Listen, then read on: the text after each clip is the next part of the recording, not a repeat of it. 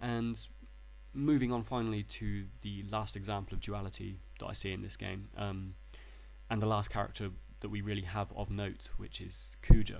Um, Now, Kuja is Zidane's doppelganger in disguise, and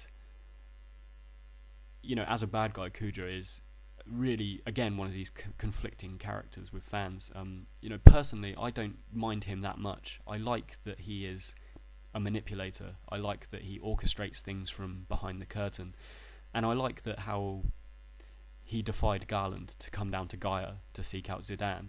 This element of the story arc rings similarities with Lucifer defying God and being cast out of heaven, and it's quite an interesting angle to take, I think.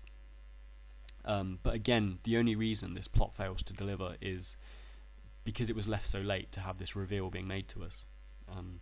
The final revelation. Another good point on Kuja is the final revelation where he has this moral epiphany at the end of the game and apologizes for his actions. I felt that was quite a nice turn.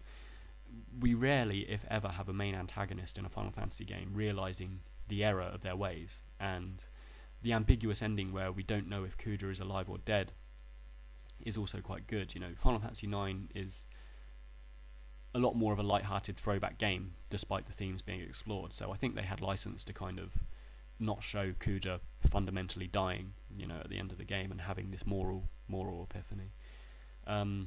But I think the main gripe that many have with Kuja is that he's excessively narcissistic and almost offensively camp in terms of aesthetics and speech.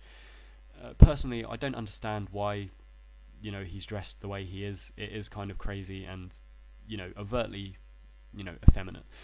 But I would argue, that this isn't the only villainous faux pas that Square has made. If we just look at Seymour from 10 or Vayne from 12, they have equally kind of camp villains, so it just seems like a thing that they've decided to start doing.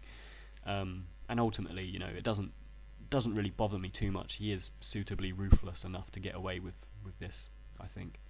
In terms of the theme of identity,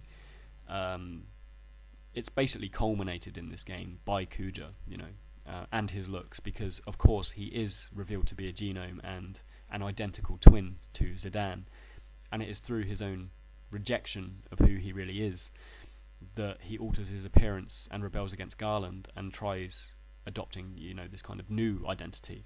So we find ourselves going full circle with duality and identity, and I think if the writing was just a little bit tighter and the story was just a little more cohesive, that they really could have delivered these themes with the same brilliant structure that we saw with Final Fantasy VIII.